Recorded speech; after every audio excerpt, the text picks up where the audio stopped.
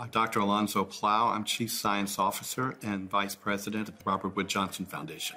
Well-being is so important because fundamentally well-being says we are all in it together for a common good.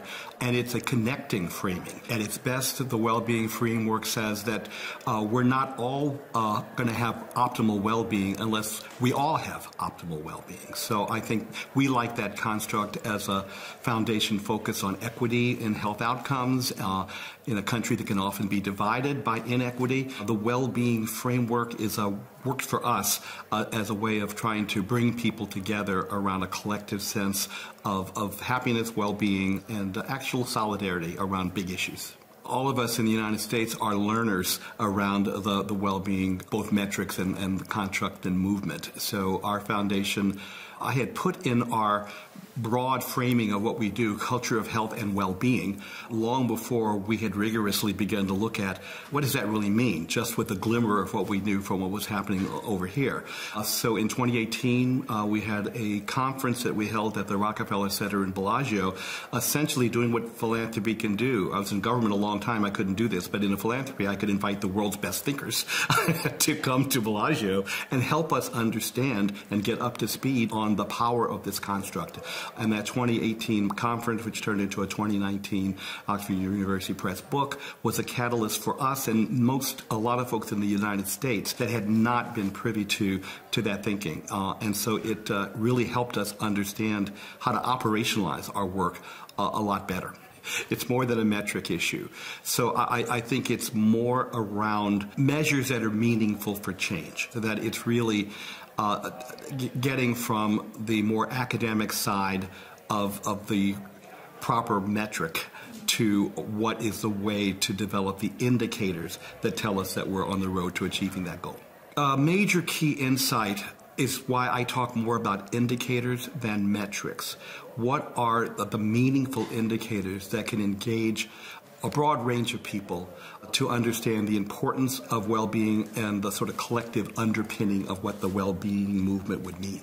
I do call myself a recovering academic. That's no disservice to actual academia. I still try to think critically and haven't abandoned my training. But the constructs that we use on the research side, the language is just it is off-putting. I'll just be straightforward, particularly as you want to get more embedded in community, and particularly when you want to convince and talk to politicians and officials, corporate folks who are just going to find that language a barrier to their understanding. I think we can do better. So our research is around approaching this through narrative, storytelling, narrative change, understanding subjective well-being from directly through engagement of communities. We connect our well-being work to our community power-building work. How do communities define what would empower them? What are the tools that they need to live their best lives?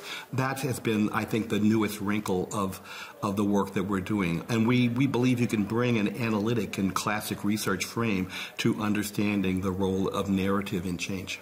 Well, this has been a great conference. I feel like I'm at the cutting edge. I mean, some of the founders, how often are you at a conference where the founders are just right around you?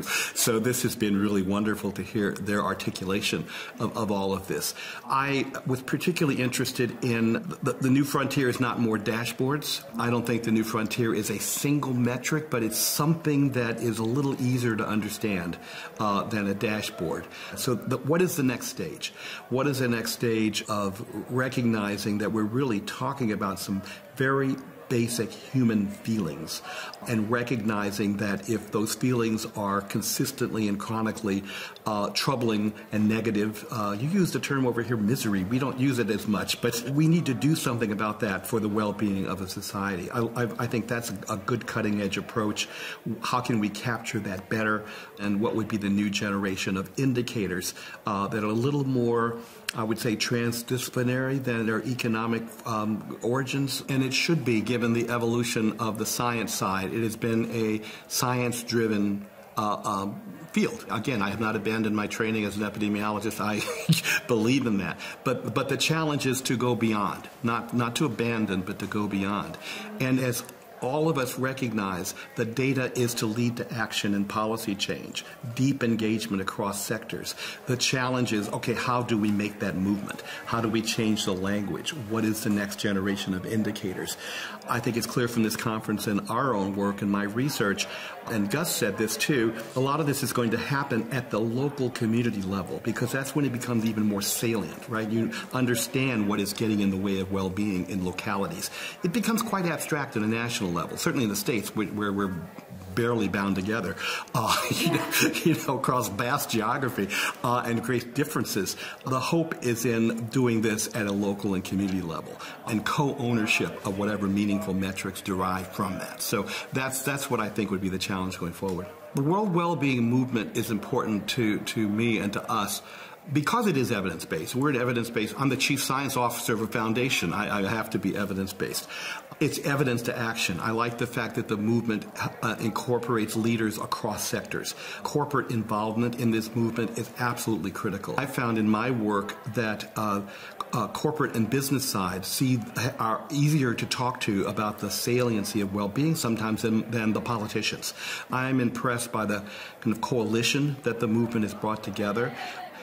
We do tend to think pretty domestically in my foundation about what we do, though we do have a global program. I think we can learn a lot from that global movement and hope to be included with it. When I go to global places where we are actual members, like OECD, sometimes I feel we're just kind of at the margin of that. It'd be great for there to be more U.S. involvement in this movement, and I'm going to be talking to Richard about that. I would not end that with saying we have to wait for another global traumatic event. We just had one, a global pandemic.